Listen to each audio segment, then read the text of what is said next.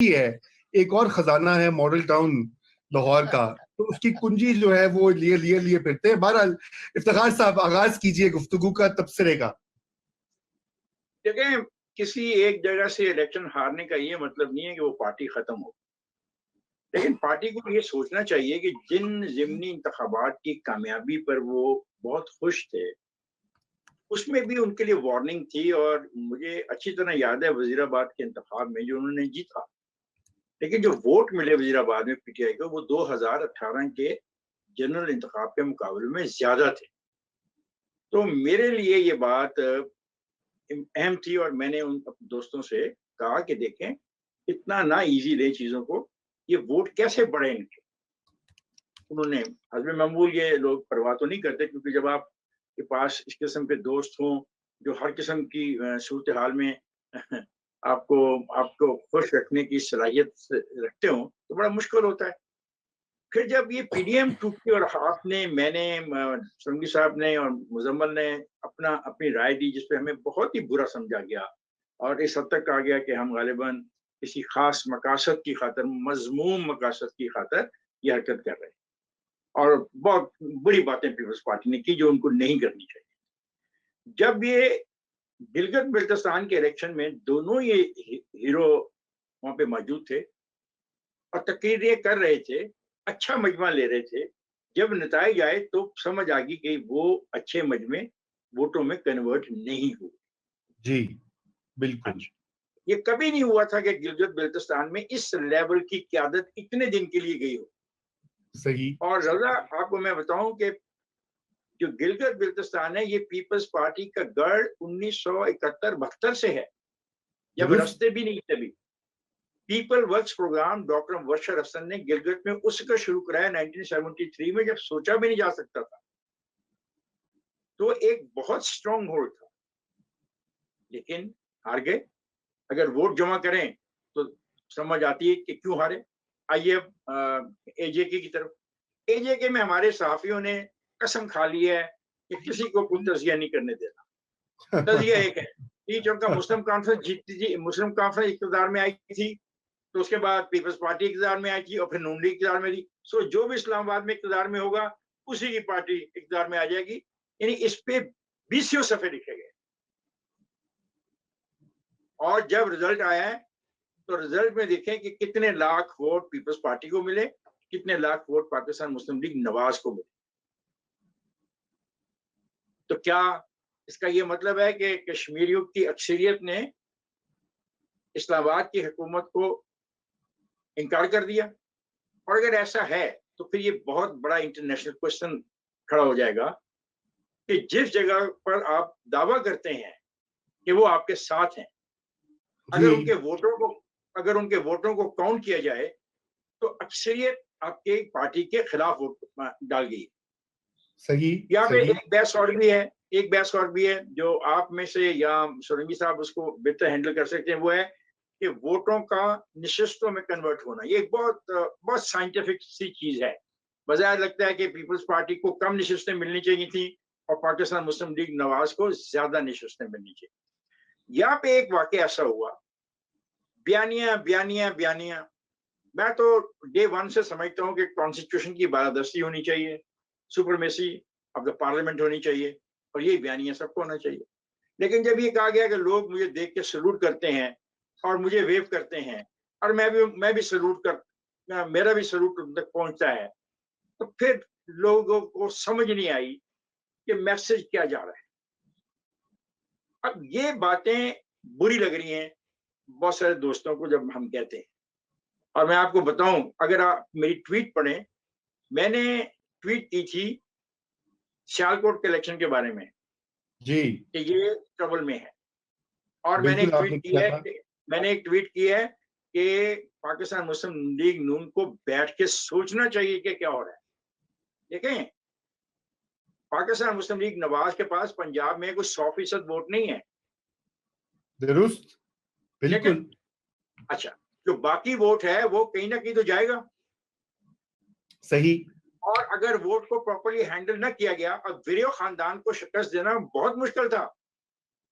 30-40 साल से वहां की सियासत पर उछाए हुए थे, और उनके मरहूम जो वालिद वालिदैन दोनों के जो वालिद थे, वो बड़ा स्ट्रॉन्ग नाम था वहां का। तो फिर पैसे का उनसर आ गया, एजे के सही। भी पैसे का उनसर आया। मैंने पहली दफा सुना कि 1 अरब रुपए में खरीदो फरोख्त हो सकती, 1 अरब। उफ।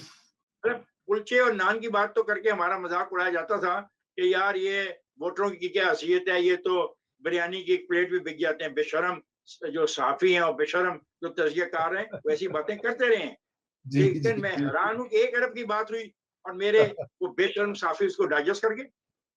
और यही हाँ। सियालकोट में आया, ये सियालकोट में हुआ, सियालकोट में पैसा खर्च हुआ। अब 2-3 सवाल आ जाते हैं। पीपल्स पार्टी का वोट बैंक कोई नहीं फिलहाल। आसिफ सही। साहब ड्यूटी लगा गए हैं मंजूर अहमद भट्टू साहब की, कि तरीन वारा के साथ बैठे, जो पॉसिबल चीजें 20-22 कौमी असेंबली की सीटें लें, क्योंकि ये हमें पीडीएम जब हमने छोड़ी थी इजाफा तो कर दूं कि जी जी जी, इफ्तिखार साहब बात खत्म कर लें प्लीज। यही टारगेट है कि 20-25 सीटें लेने का हमें कहा गया, ताकि हम पार्लियामेंट आए कौमी असेंबली में।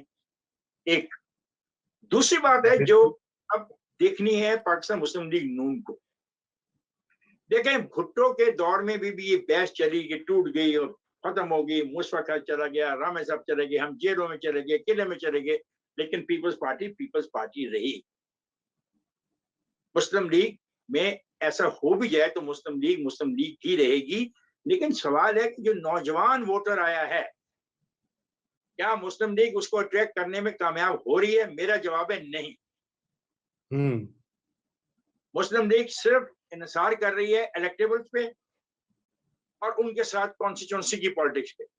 अभी अगर इनके सही। पास वक्त है लोकल बॉडीज के इलेक्शन से पहले भी और बाद भी, कि ये सारी की सारी सोच को रिकंसिडर करें। मेरा तो ये बिल्कुल। Point of view. आपसे किसी डिबेट में नहीं उलझना चाहता, मेरी अपनी एक सोच है। आई मे बी एब्सोल्युटली रॉन्ग।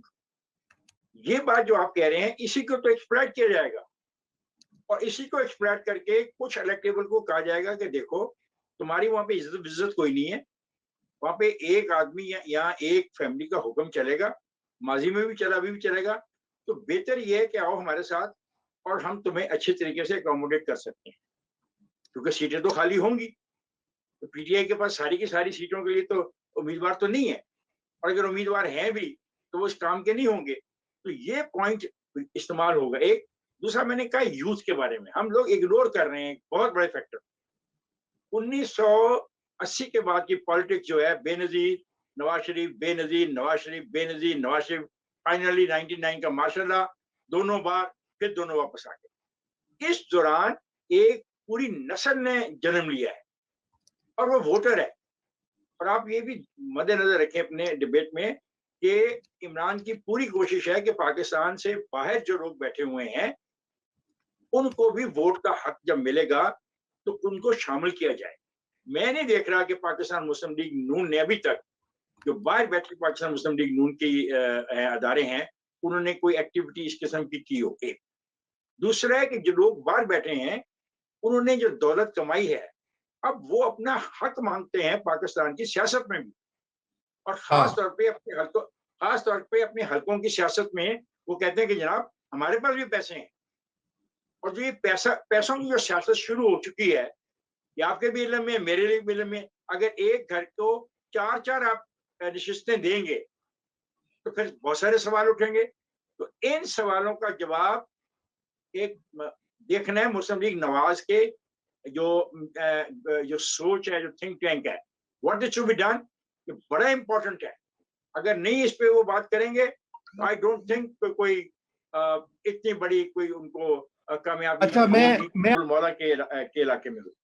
वहां पे जो पॉइंट ऑफ व्यू था तारिक अजीज साहब का और महराज मोहम्मद खान का, वो ये था कि हमें इंतखाबात में जाना नहीं चाहिए और हमें इंतजार करना चाहिए। लोग बिल्कुल तैयार हैं इंकलाब के लिए और तब्दीली के लिए, लेकिन इस पे इत्तफाक राय नहीं हो सका।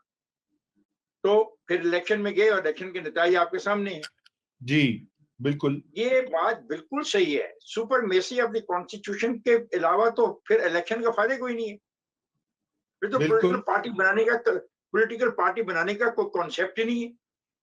अब ये सुपरमेसी बिल्कुल। ऑफ जो पार्लियामेंट का जो ये अब ख्याल आ गया एकदम इस अंदाज से, इसको भी तो एक्सप्लेन करना पड़ेगा ना किसी न किसी तौर पे। बिल्कुल बिल्कुल। जब इसको इसकी एक्सप्लेनेशन मांगी गई तो राणा साहब ने कहा, राणा सनाउल्लाह ने, कि 80% लोग ऐसे हैं कि जो दे माइट थिंक अदरवाइज। बिल्कुल मेरा एनालिसिस नहीं है। बिल्कुल देखिए, बिल्कुल। पाकिस्तान मुस्लिम लीग नवाज एक इंकलाबियों की जमात नहीं है। दुरुस्त। अच्छा, और एक फैक्टर हम भूल रहे हैं, फिर इलेक्शन आ रहे हैं लोकल बॉडीज के, होंगे, मैं आपको बताऊं होंगे, और मैं कह चुका हूं वो टेस्ट केस होंगे सारी पॉलिटिकल पार्टी के लिए कि कौन कहां खड़ा है। अब एक मुकर्रर सारी जगह पर जाके तकरीर नहीं कर सकता ना।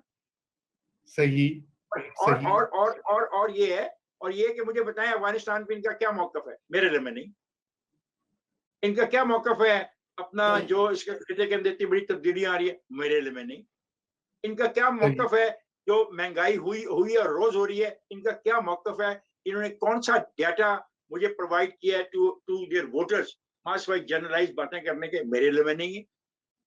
देखें, पॉलिटिक्स ऐसे नहीं होती। आप कोई तैयारी नहीं। जुल्फिकार अली भुट्टो की बातें बहुत करते हैं, लेकिन जुल्फिकार अली भुट्टो जब बात करता था तो वो अवाम के दिलों की बात करता था। वो कहता था एक मैं हूं, एक तुम हो, और मैं तुम में हूं और तुम मुझ में हो। समझ आई? वो बिल्कुल पसीने की बू से भागने वाले लोगों में से नहीं था। और उसके पास एक क्लियर विजन था कि वो क्या चाहता है। जागीरदारी का खात्मा, सरमायादारी का खात्मा, नौजवानों को अख्तियारात, अपना एक अवामी फोर्स, वो जो पीपल्स आर्मी का जो कॉन्सेप्ट था वो बड़ा क्लियर था। अब मैं पूछ सकता हूँ कि इनकी क्लियरिटी क्या है? कुछ नहीं है क्या जी। ये सारे जो जलसे हुए कश्मीर में, क्या इन्होंने कश्मीर के लिए कुछ स्पेसिफिक प्रोग्राम दिया? नहीं। ऐसे नहीं करें ना, ऐसे ना करें। देखें, I respect the majority decision of the voters, but सही। it is the responsibility of the political party to teach them, to guide them. और अगर टीच नहीं जी करेंगे, गाइड नहीं करेंगे, वोट इनका इतना रहेगा। इनके वोट बैंक में ज्यादा तोड़फोड़ नहीं हो सकती। लेकिन मेरे दोस्त, इस वोट बैंक से कौमी इलेक्शन को जीतना मुश्किल होता जाएगा। मैं ये अर्ज करता हूँ। जी जी जी, इफ्तिखार साहब।